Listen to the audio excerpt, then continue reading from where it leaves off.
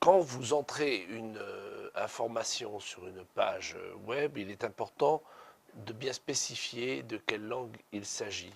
C'est ainsi qu'en début de page, si la page est en français, il faut bien vérifier que la langue française a été choisie. Et quand dans le contenu, vous vous retrouvez en face d'une expression de langue différente, ici j'ai pris l'exemple de l'anglais, à ce moment-là, une balise va signaler qu'on passe à l'anglais. Et ça donnera à l'oreille la situation suivante. Plus module logiciel de gestion intégré parenthèse Bonjour RT parenthèse droite. Plus module Knowledge Management. Plus module Telcom. Vous avez entendu que le knowledge management était prononcé avec un parfait accent anglais. Et ce changement de langue s'opère grâce à la balise de signalisation de changement de langue. Là, nous étions dans un programme qui est enseigné à l'Université de Nice. A l'inverse, je suis allé dans l'encyclopédie libre Wikipédia. Titre HTML égale un article de Wikipédia, l'encyclopédie libre. Le titre est Gestion des connaissances Wikipédia Microsoft Internet Explorer. Et dans ce titre, sur le même sujet, je peux trouver la phrase suivante. La gestion des connaissances parenthèse gauche en anglais, knowledge management parenthèse droite ou ingénierie des connaissances.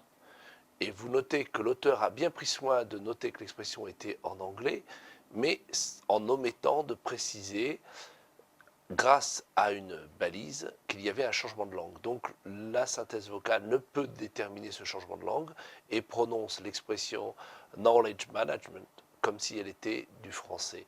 Et ça donne une expression pas très belle à entendre. Donc bien préciser à chaque fois qu'il y a un changement de langue par une balise ce changement. La gestion des connaissances parenthèse gauche en anglais, knowledge management parenthèse droite ou ingénierie des connaissances est l'ensemble des... Comme vous avez pu le voir dans ce film, il est important de définir la langue d'un document. Cela permettra à certaines aides techniques, dont les synthèses vocales, de s'adapter plus aisément au contenu.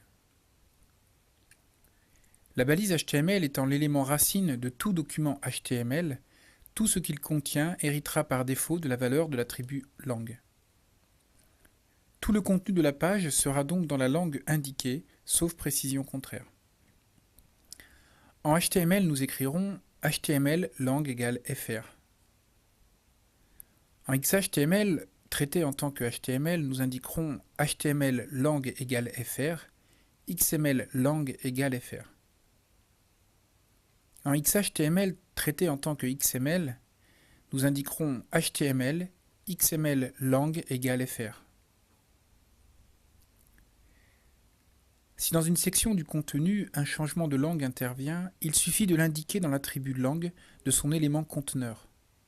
Par exemple, pour une citation en anglais dans un document HTML en français, nous indiquerons le changement de langue en ajoutant à la balise Q l'attribut langue renseigné. Ici, EN pour English. Si comme dans cet exemple montré par Jean, ce changement de langue intervient en milieu de phrase, la balise span peut être utilisée, à laquelle nous ajouterons l'élément langue, suivi des lettres EN pour indiquer la bascule en langue anglaise.